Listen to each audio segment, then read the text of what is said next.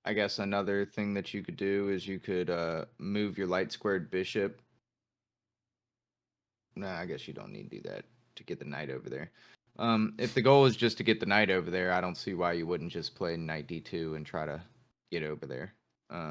So we want to Or at figure least get out, it ready. there's another question here, which is which knight should go to which square? Because we'd like to have knights that reinforce each other like this, which defend each other. Now, Yeah. if we play this one, sure, this is very simple. How do we get this knight onto this square? Well, you'd need to probably move your queen so that your knight could go to d1, and then you can play. No, hold on, wait. No, excuse me. You need to move your. Hold on. Yeah, you move your queen. Yeah, you move your queen, and the bishop on b2 is actually on a square that would help the knight get to c4 also.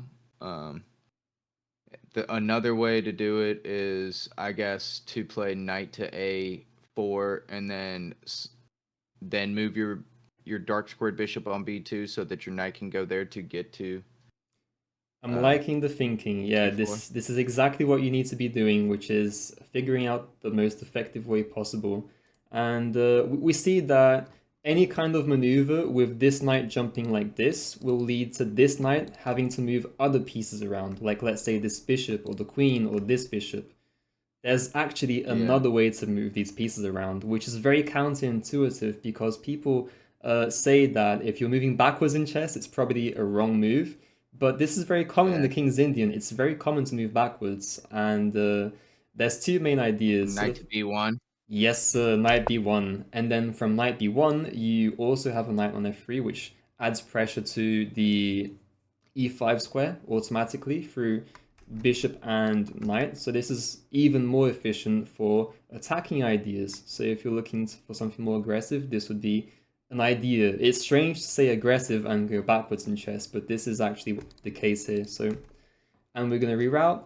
And this knight has a very simple and clear path into c4, right? We can play knight d2 and then play c4. So all is good, all is well. We found our way to organize our pieces. Knight e6. And yes, this is a process that takes a lot of time to figure out the best way of rerouting your pieces. And this comes firstly from experience and playing a lot of chess. And mostly I'd say playing longer time controls is best. Because if you play longer time controls, you can really figure this stuff out and really like increase your chess knowledge exponentially, which is why I'm such a huge fan of classical chess, and which is why I'm such a huge fan of coaching students who play over the board. That's really like my favorite thing to do, analyzing those longer games which have just so much more intensity to them and thought given into them, which makes it a way higher quality game.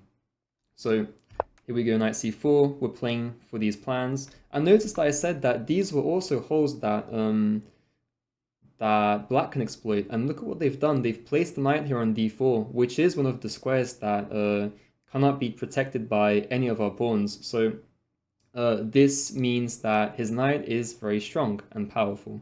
Now, you may be wondering why we are not taking this knight immediately since it's so strong and we've opened up an attack. So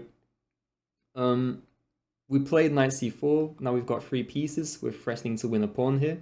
But we could have taken in this position as well. Now, the idea would be kind of more or less the same.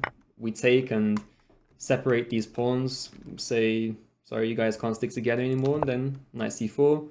What would be the problem here? Well, the problem here is they have this really cool resource, which is knight e5. And now it kind of doesn't matter that the pawns are split up because both of them are threatening to just jump into our position. Like d3 is very dangerous for us, and f3 is even more dangerous because it may just open up our king and allow for a huge attack. So in this position, let's say we ignore the threat and say, well, you've given us a pawn. This is scary. Like this, if you're not scared, you probably You have a haven't. discovery check. And yeah, knight to f3 is just game over, right? I mean, it's not game over because you do have, I'd say, a good amount of material in compensation. But yes, you do sack the queen in this line.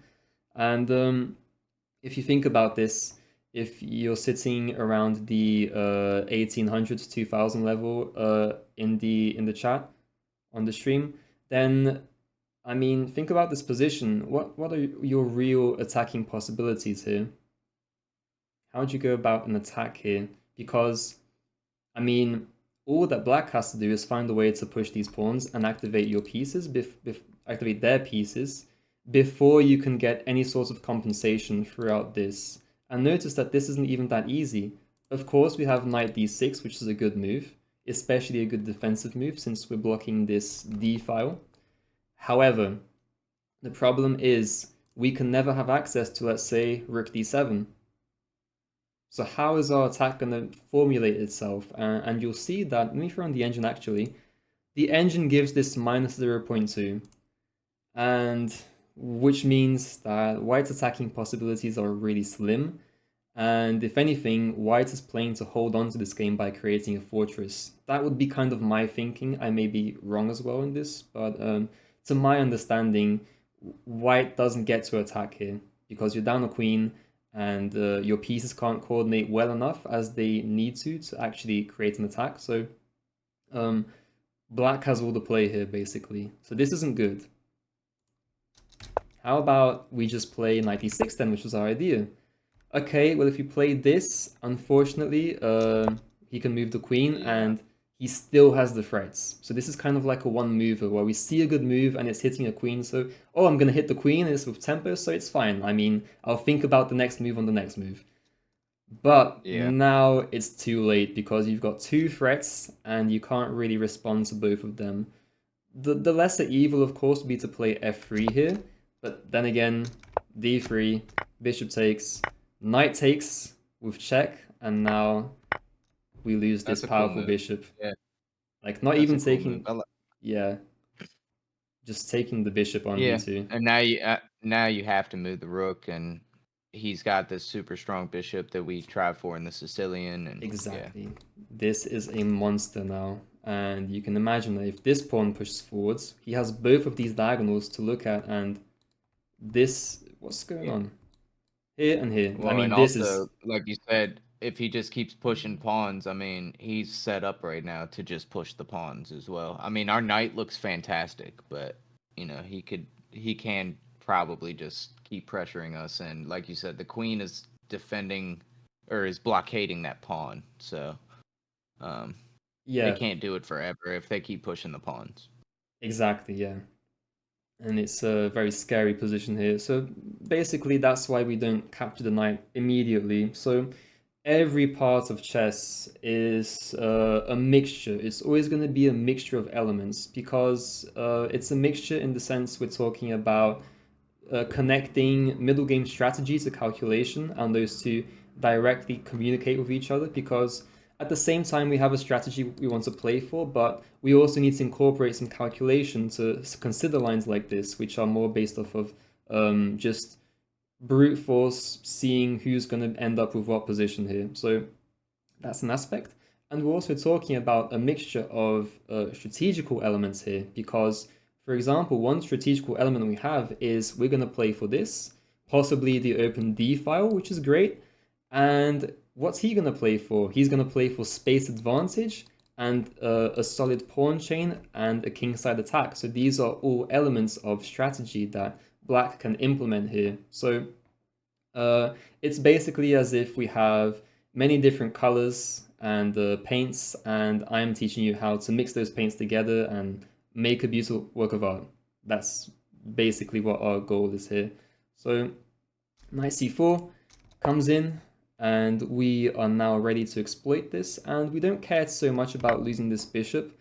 The bishop wasn't so great anyways to begin with, and his knight was really good, right? You agreed? Because this was an outpost, so it's an amazing I think that in this scenario, I would be fine giving up. It sucks still because it's a bishop, right? But I would definitely be okay giving up the bishop for that knight.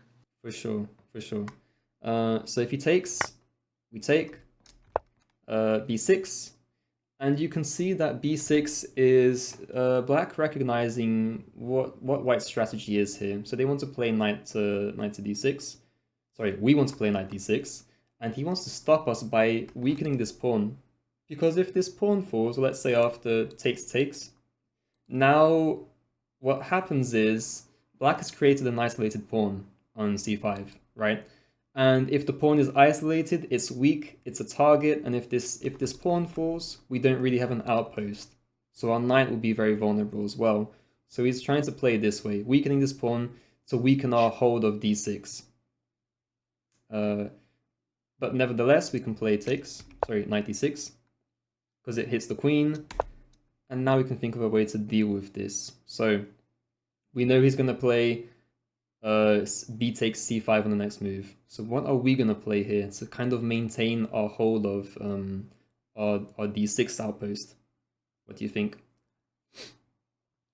Well, moving a rook to like c1 just seems like something, just so that the knight cannot take the pawn back when they do inevitably take on c5. Potentially, to me, that is what I would play, but that might not be what needs to be played here. I would play like rook a c1. Yeah, you're absolutely correct. And he plays exactly this, but he does it in a flashier way, you could say. He plays rook f d1 first. And basically says that if you take, I can now go here. And my next move, of course, is to take on c5 and be okay.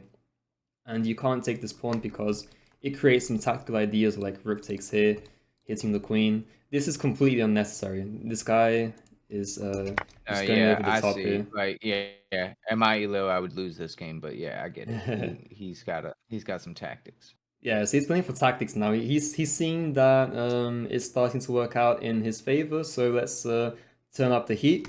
Rook takes c6, and you should be scared here as black. You really should. Takes another pawn. However, this guy just doesn't care. He just does not care about anything. Yeah. He's like, a pawn's a pawn, and I'm gonna take that shit if you give it. So yeah. And you can see the massive amounts of pressure and coordination now starting to form on the position. And this, I mean, is terrible. And this, I mean, is terrible. Everything is starting to get hit. So basically, you have to start dealing with these threats, because if you don't, they'll become too much. So rook d8, just stepping out the way in advance. Because of course we can play something like knight discoveries and go for these pawns, possibly. This would be a double discovery, actually.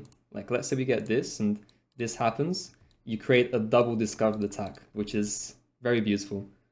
Of course, you'd have to defend this this rook. Yeah, probably. the rook first. Yeah, that was my first thought. As I was like, man, that rook it's awesome, but it is not defended. yeah. So that was a good reasoning there. Okay, queen back. It's never a good sign if your pieces go back in a closed position, sorry, in an open position. And I mean, there's just so many positive things here that white can play for. But the most simplest, which is what we studied in the last time we looked at these games, was the power of rooks on open files and columns. So now, rook c7, lining up against the king. On the 7th. Yes, sir. Yep. Rooks on the 7th or 2nd are always good. And now you'll see black really struggle here and like breathe his last breath, because there's nothing left to do in the position. You can't even afford to push this and play for what you wanted, because this will just lead to your king being way too exposed. So black just has to wait and see if they get mated or not at this point. It's that bad. a5, trying to create some form of activity of the pieces like bishop a6, but now queen b5 playing directly into this, bishop a6, and now it is white to play and commence a winning attack. So think about this from the perspective of you're trying to combine many different elements here. So one element you could say would be the exposed king, the other could be the activity of your pieces, let's say. So how do we go through? Yeah, go ahead. So, all right, let me ask you a quick question. Is this going to involve stacking like big material? Possibly. Or is that too much info? Possibly. Okay. All right. I'll leave it at that. It has to be. It should be considered. Okay. You know? Yeah, no, I got you. So say something silly like my queen takes that knight, like, or the, yeah, say my queen takes the knight on d7. rook Okay. takes rook takes still pinning the bishop to the king. um I don't see much from there. So if I took takes, and then I'm here, I don't know what I'm doing there really. Let me ask you a question then. uh In this line of the take, you have a rook on d7, right? So what's black's next move yeah. here? What's black gonna do and play for here? Yeah, that's what I was trying to figure out. So the king and the bishop are kind of like, a thing there. They're probably, I don't think he'll move the king or anything, so that can be taken away. Yeah. Um, I think that he'll probably try to get the queen over. I mean, queen to b3 could be a move in that position, just putting pressure on my dark squared bishop and getting in my shit, because now my rook is also undefended on c1. Um, which that wouldn't threaten the rook immediately, but he brings his queen into b3. I think that, at least I always feel scared if something like that happens. Um, So there may be some difficulty there. But there is a question you need to ask, which is really important, and this is highlighted in the book that we've been looking at, which is the topic of initiative and who has the initiative. And now, obviously, White has the initiative because they have so many pluses to the position here. Let me just throw in the engine and see what this gives. Plus 2.2 here in this position, so it's a and substantial. white to move, Yeah, I guess. and it's White to Right. move, of course. So Wow. Yeah, um, that's interesting. so here's the Yeah, to thing. me, this doesn't feel that comfortable. I feel uncomfortable in this position. And I And know that, like you said, the engine is like, you're an idiot, but I feel weird because that bishop feels strong. I don't necessarily want to sack my queen for material. I also, and I think I don't want to sack my queen for material because I don't see the finish line, right? Like, or Exactly, and that's the I'm not question here, calculating that right. So because you see a move and you see, oh, this bishop became active, right? But it's not coming yeah, from a calculation point of view, in the sense that what's this bishop's next move? Well, it doesn't really have any targets here. So yes, it's an active bishop, but it doesn't do shit, right? I mean, it's not doing anything to right. contribute here. It's just is living off the Black King for free, because, and it's not paying rent. It's not doing anything to pull its weight. So the move is indeed Queen takes d7. But first of all, uh, we need to be I'm so calculating. interested. Yeah, we need to be calculating Sorry. our initiative with actual calculation. You see, because we'll see a move like you said, Queen b3, and say this is scary because it hits our bishop. But before giving in to Black's move and giving them too much credit for the move they found, we need to try and do the opposite effect. I'm really into philosophy, and I'm gonna go on a huge tangent here, so forgive me already, but I need to talk about this. I love philosophy, and one of the things that I've studied when I entered college was Karl Popper, right? And Karl Popper had this idea that it's called falsification in English, I think, where you first try to prove something is wrong before proving it's right, you see? And that's a much quicker method here. So we need to kind of, before we give them credit of any kind, just prove why their move is bad or try to do so. So they'd play here. What would be our next move? Like, if they didn't have any threat after Queen b3, what would be our next move? And I would be inclined to play takes, rook, sorry, and then queen here, and ignore our bishop, which is Yeah, hanging, and and then, playing rook here, because this is straight up mate, right? I mean, yeah, he can't do it. like, let's say we take here, he goes here, check with the other rook, and it's very, very close to mate, and we should have something here. So this is definitely the way to go. So queen takes d7, rook takes, rook takes, and then rook here. So you can't actually play anything active like queen to b3. You need to kind of trade off pieces and kill the attack here. You could bring rook to d7 or c7 would double up, or at least double the rooks, and you could recapture. Or because you're gonna lose a knight here if you're not careful, right? Again, we can't give them too much credit because what happens if they take the knight? Like, that's not the main issue at point here. The main issue here is this king is way too weak. And the tactic we're playing for is doubled rooks, right? Because we can imagine if we have so rook and rook, we'll play takes, and this is a fork. So it's immediately losing. yeah, it sucks because he's gonna get both rooks for it. But yeah, you're right. Yeah, I just think that both rooks is strong, right? Like, but if we're winning I a try to think of that as a queen. But yeah, yeah, you're right. You win a bishop out of it. You're right. we'd be But winning he bishop and wins the queen. reason. Yeah, the reason I say that is because I feel like he just wins the knight potentially right afterwards. But I'm not calculating. I haven't calculated all that yet, right? Let's So just have a rook if you play here, rook c7, and we'll play yeah, rook take, c7. take, take, king takes. It's our move. We could even choose to move this knight away if we wanted to. However, if he takes, the pieces we'd have left after all of this is a bishop on d6. Where's my arrows? Give me a second, cause my chess.com just crashed. Okay, bishop and knight. We have two minor pieces for one, which is obviously winning. It's hard to calculate at this depth, I know, but we need to think about ways. I'm showing you a mentality here. Like, the calculation here isn't important. If there's anything you're gonna take away, it is the methodology, the way of thinking, which is the most important thing. So we want to play for this tactic. We have this great positional advantage. Let's keep it. Rook e7. Okay. Can I ask you when the rook was on d7 what the eval was there? Yeah. Was it still the two? Yeah, was it still up 2 plus or whatever? It's actually plus 3.3 now.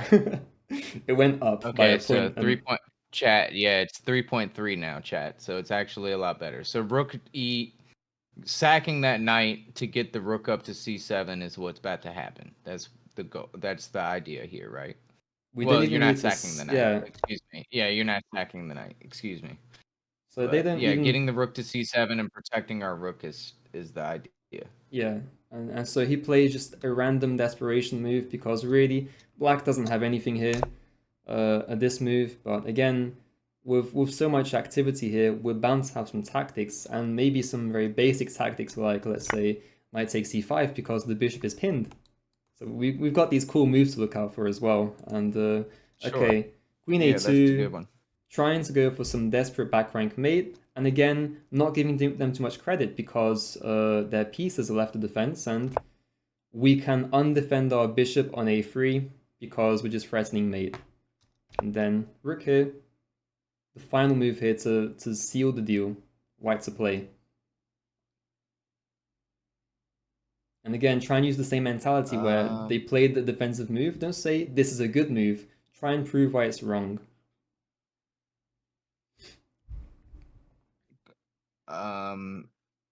I mean, knight to e8 attacks that bishop again. And if he That's just takes with it. the rook, you could just take the bishop. That's just it, yeah. And there's nothing to do about this. It's just crushing now. Here, you should just resign, and black does. In one of the most beautiful games that I've ever seen, one of the most beautiful queen stacks for certain.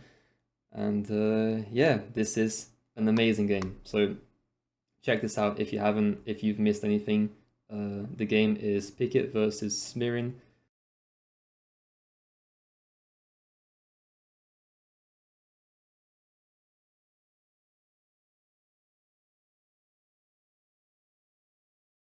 The opening goes e4, this, and instead of playing d6, we would play something like knight c6, and then this move, and then how does it This actually is the go? accelerated dragon. This is the old Sicilian? Sicilian.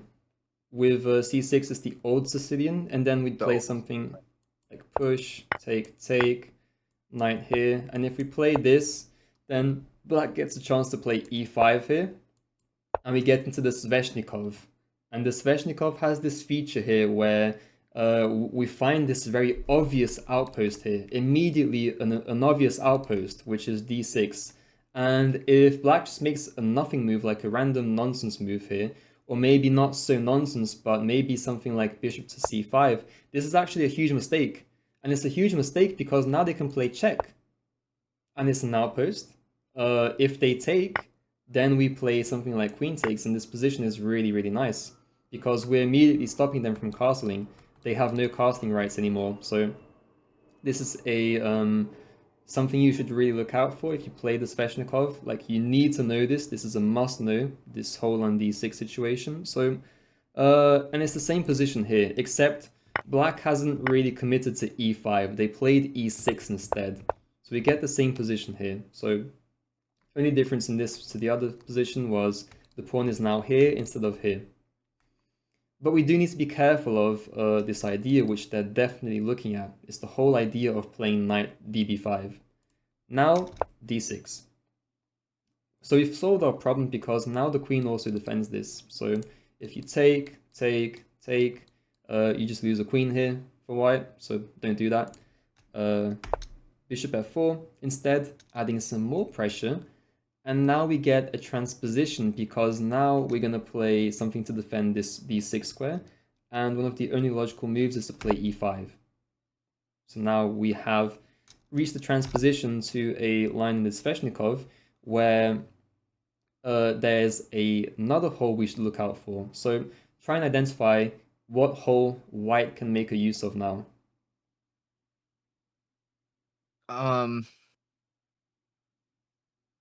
So D5 is an open square for sure, right? Perfect. Like they don't defend anymore because That's they're the knight. square. So this is the golden square of the Sveshnikov, and it is the main point of weakness in black's position, and it's the main strategic center of gravity, you could say. Everything gravitates in what would you call it? It gravitates around d5. So first of all, white really has some ambitious goals here, and they've been just playing really ambitiously, and now it's time for them to get punished for that. So a6, this is all theory by the way, so a6, the knight has to jump back to a very awkward square, which is this, and black's gonna take this time that they've been creating some weaknesses to actually gain some pluses as well. So they do still have this this hole, but they have an expansion on the queen side, which allows for some activity, and it also creates some threats, which means that white can't really play how they react. Yes, they have to go into reacting mode now, but again, it's reacting in a way where it would be ideal for you. So it's not so bad. Like, you've got a business meeting you need to attend, but the business meeting is next to a chore you need to run or an errand, so you kind of get the best of both worlds. This is the move, knight d5.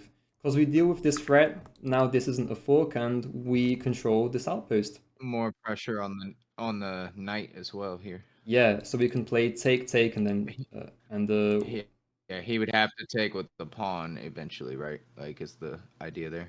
So here's the question: would you take with the bishop or the knight in this position? Because my knight feels so fucking awesome, I would take with the bishop. Perfect. But I think taking with the knight would not be terrible either. But I think that the bishop is a better one to take with. Exactly, man. So we have some dogmatism to get rid of because I've been telling you that the bishop is so good, but there are some structures which the bishop isn't better to recapture, and it's based off of everything that I'm showing you here, and it's incredible. So how... am I wrong with Yep. I'm sorry. I just to stay on this moment for a minute, and then you can continue. Are we? Am I right to assume that in the Sicilian, like, I mean, I fight for d5 sometimes too, right? Like, that's one of the squares when I play my Dragon Sicilian that if I can play d5, I should do it, right? Like, yeah. Is that kind of what we see here too? Is like, that's why white has got more control of it, obviously at the beginning of the game, but like they get to take advantage. Is that kind of their struggle for white too is to maintain d5. I You guess could is that what say we're seeing here? that white has a good control over d5 by the very first move. When they play e4, they control d5. Yep. So one of the ideas of the what's it called? Help me out, guys. I forgot the name of this. Oh, Uh, um, it starts with an S, right? no, no, yeah, it's not the Scotch. It's the. Is it the Scotch? No, it's No, not the Scandinavian. Scandinavian. Yes, that's it. So the point of playing the Scandinavian is you relinquish, you make them give up their control over d5. That's basically it. And when they do this, they do get some counterplay, which is, of course, they get to push your queen around a bit. Not maybe, hopefully not too much. Hopefully you don't play this and blunder this. That would be really bad. And Yeah.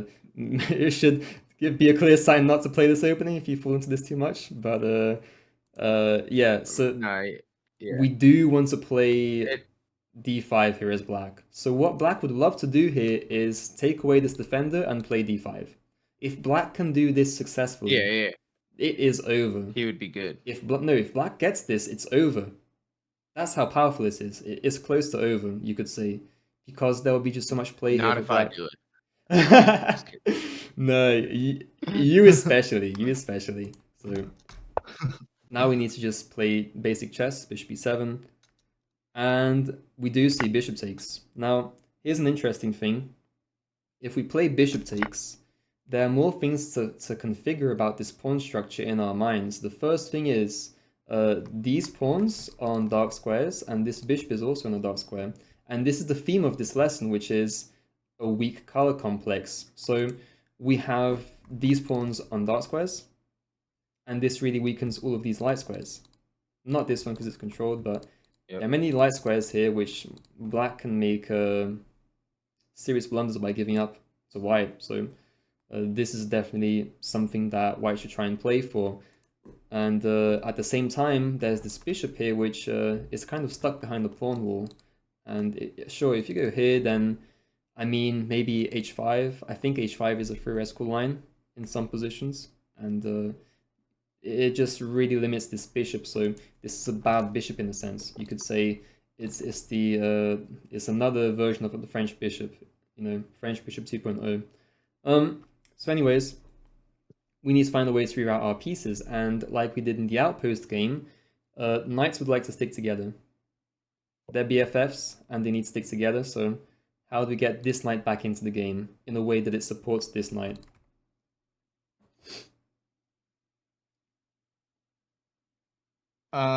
So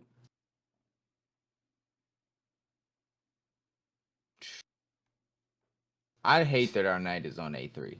Me too. I hate that. I think that. Yeah, I think that is so bad. I would just want to move the knight to like b1 and and get back to c3 where we would normally be, like go back to the home square. But I guess you could just go c4 here and you don't lose a pawn or anything, but you at least activate your knight. So let me ask you a question. If he takes. With c4, If he takes. yeah. I was just saying if he takes, right? I guess he could just push in that circumstance as well. Oh yeah, you're saying so you're saying if this take, right? There's also another plan you could play. That was what I was saying. Yes, and if he otherwise he could just push, and then it gives me a square to at least jump my knight around to. And then if he pushed, I would play knight to c2, and then I think try to play knight to e3 to help, roster my knight in there as well. So here's what I do when I'm playing kind of like a blitz game, and I've got like, let's say 2 minutes on the clock, the guy has 3. I don't really want to figure out a way to reroute my knights, and it's kind of annoying to do so. So what I do is I look at the squares, I look at it backwards, kind of like reverse engineering of the position. So this knight wants to be supported by a knight. Which squares can a knight jump to go to this square? And I'll see like, okay, the most logical ones are this and this. Okay, where can a knight jump from this square? So this. So this would be a route? Yes. And also a route for this square would be, let's say, this, which you said, and also this. So you could just play something like c4 and then do this and this. Now, let me ask you a question Oh, I here. think you misunderstood. That is exactly what I said. Oh, Okay, okay. that is exactly what I said. Perfect Yeah, then. yeah. Perfect. Because it is the Because better I was move. assuming. Hold on. So let me write it. So if I played c4 and he pushed, my idea was to go here and then ideally do that, right? Sure. Yeah. And you found a good move Because for I him as can't well. take the pawn. So Yeah, so this is a good move for him as okay, well. yeah, Now, pushing. is there a difference between c3 and c4, do you think? Yes. c4. If he doesn't take, if he takes, I think I'm happy because I could just take back with the knight.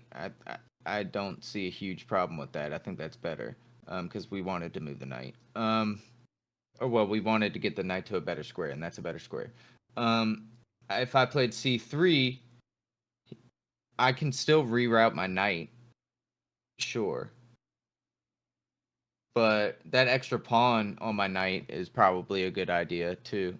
Um, I like that if he doesn't ever, if he pushes the pawn, my knight is like staying there forever. Like, um, Got and it. if you do take the knight, I got two pawns in the center. So there is a very big difference here between c3 and c4, and we would love to see c4 be possible, but there is also something we give up with c4, which is we create a hole of our own.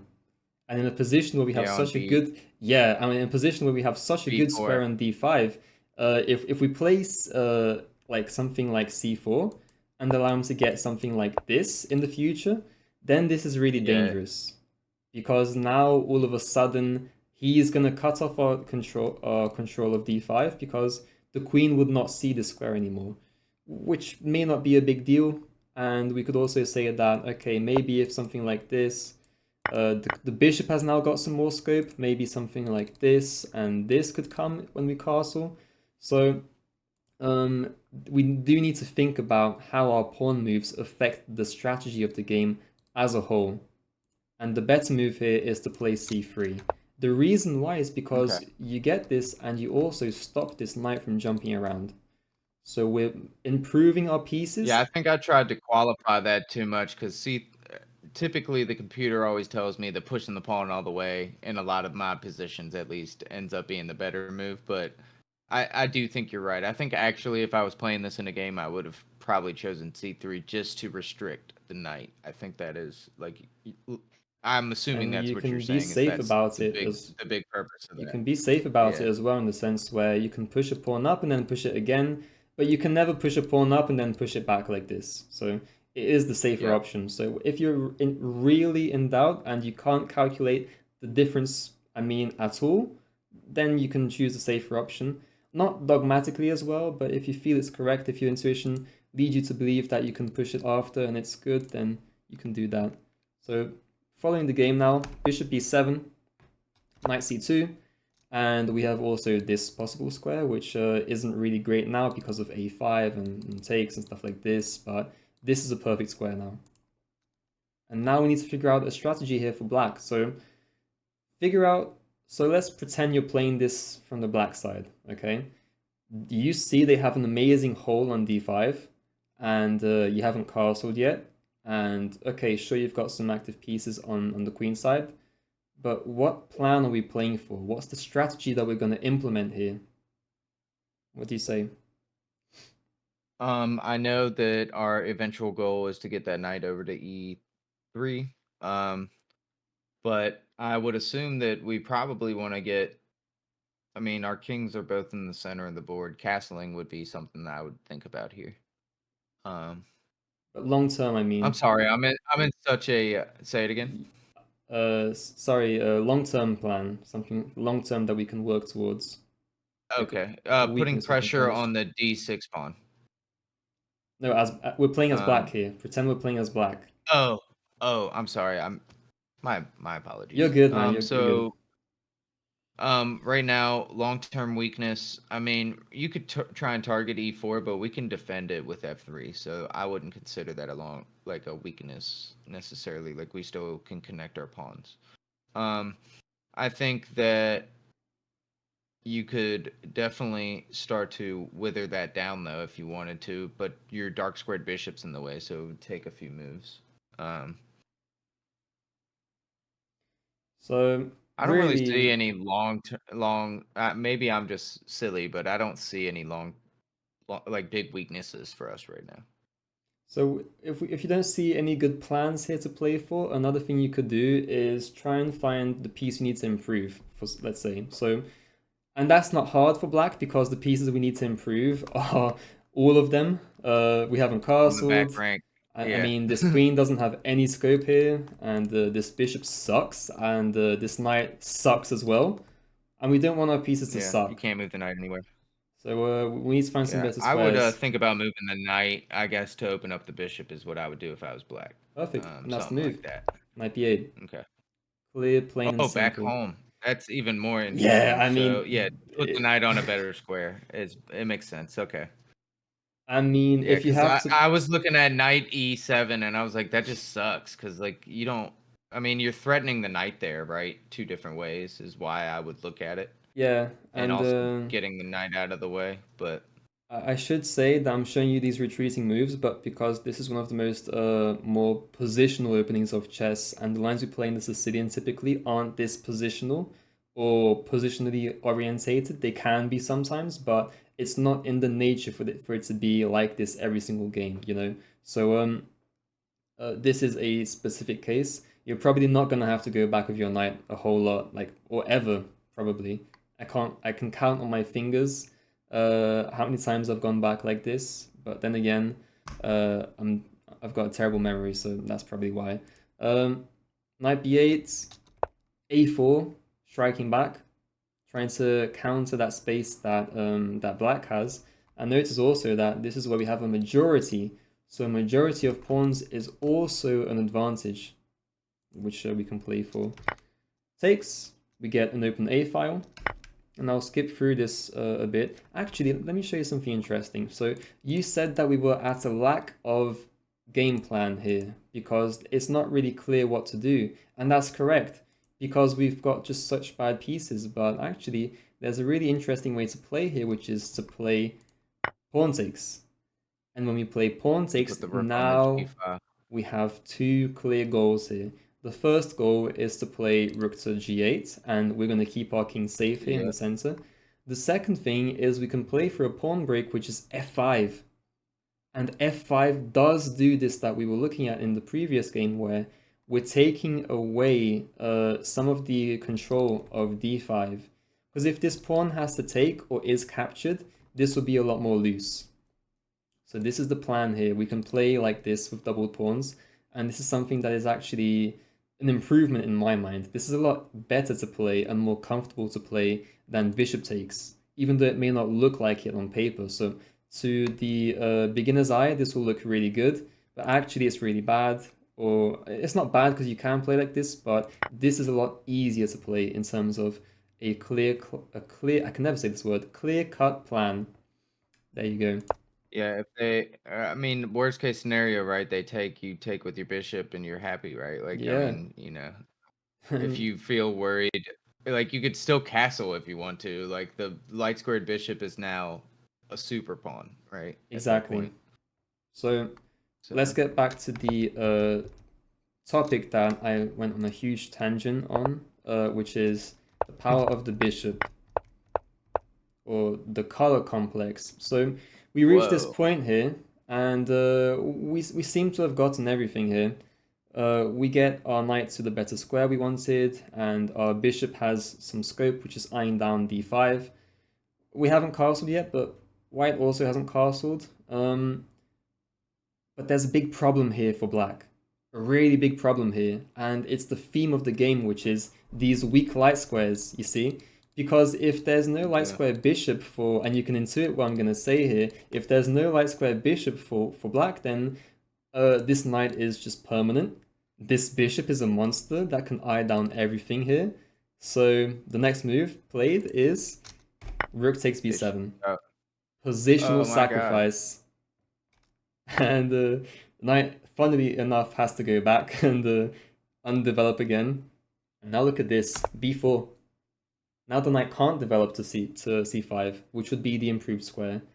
So now we don't have a clear plan, and just to highlight this, from this square, the knight hit this pawn, But now there's no way to hit this pawn. It's very safe, because you can't play this, you can't jump in with a knight in any which way, shape or form. How are you going to hit this pawn, which is very beautifully placed in the light square, and can even be reinforced by, let's say, f3, which is really good. Yeah. I mean, this is amazing stuff.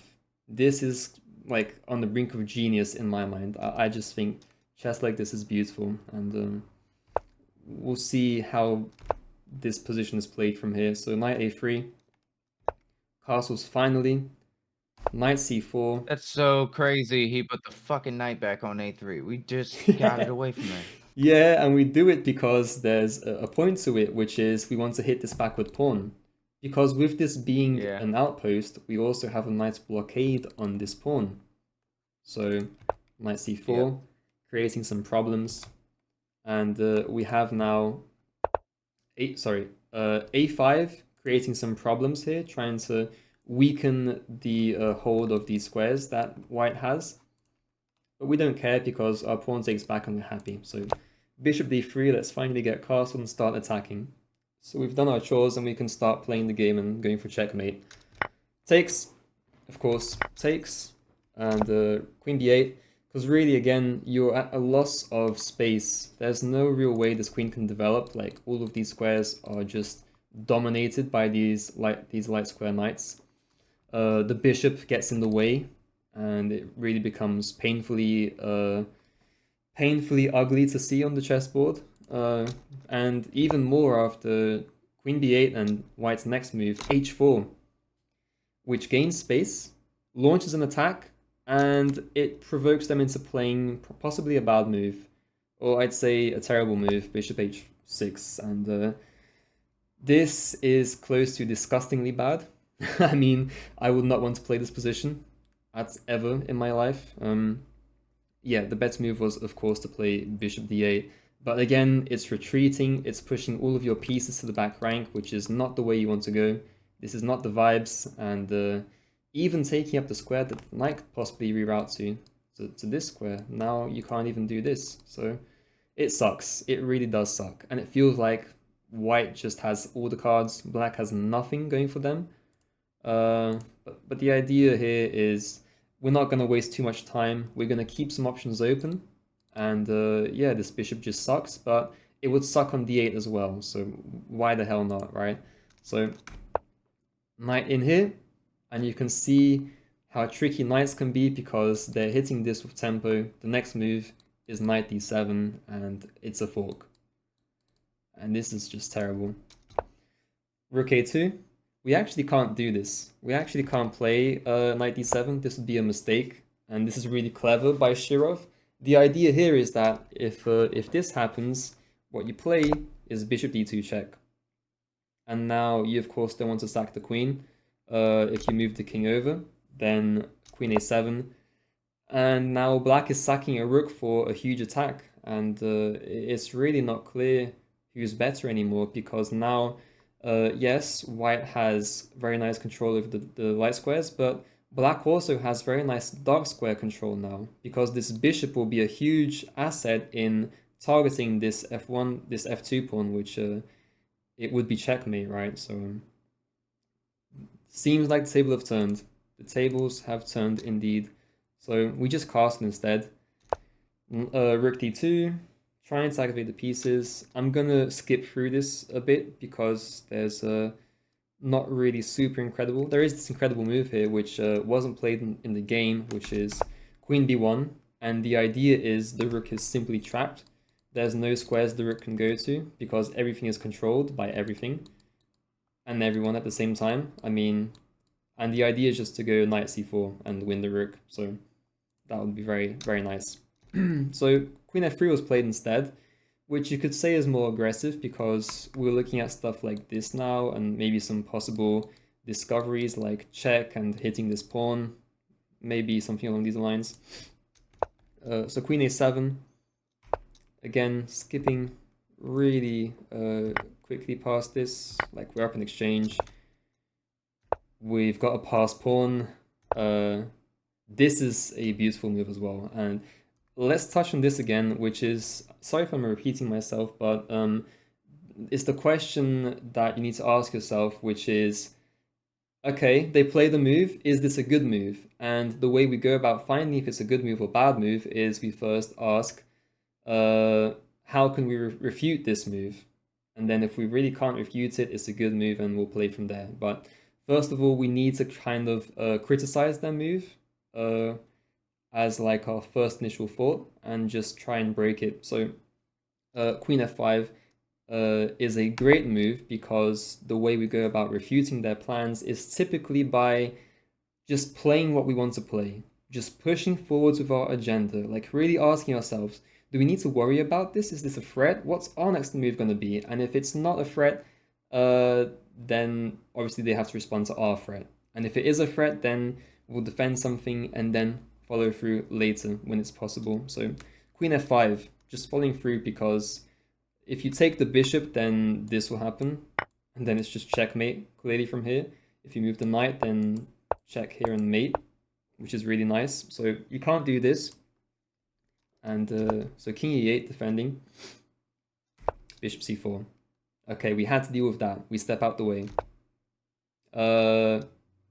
Takes. Again, sacking the piece. Just again, brutally just calculating and pushing forwards with your own agenda. Like, really not caring what they're doing at all. And there's a really nice idea here that if you take this, then there's check, king here, and then this fork here, which is nice. And you're also hanging this knight at the same time. Just very, very creative stuff here. And it's played in the game. Here, take, queen c5, white to play. White to play and win the game. Okay. Well, rook c1 doesn't work because they got a bishop that sees the world. Well, first of all, answer this. Is If you, the move good? Is queen c5 good? well, it's something. It attacks my knight, so something I got to figure out. Do I want to give up the knight or do I want to move the knight? Yeah. Right? So let's try and give up the knight first before trying to defend it. Yeah. So if I give up the knight, what am I gonna do in the meantime? Sorry, I just a can. very there's a very important distinction before you continue, which is it's not that you're thinking, okay, I'm gonna give up the knight and then I'm gonna play that in order to do this. It's the other way around. It's I want to play this. Can I give up the knight to? Can I afford playing this and giving up the knight? It's a little shift. Rook a1 is a threat, and Yes. I think that that's a good threat. And if they take the knight, we've got stuff like rook a7 check, right?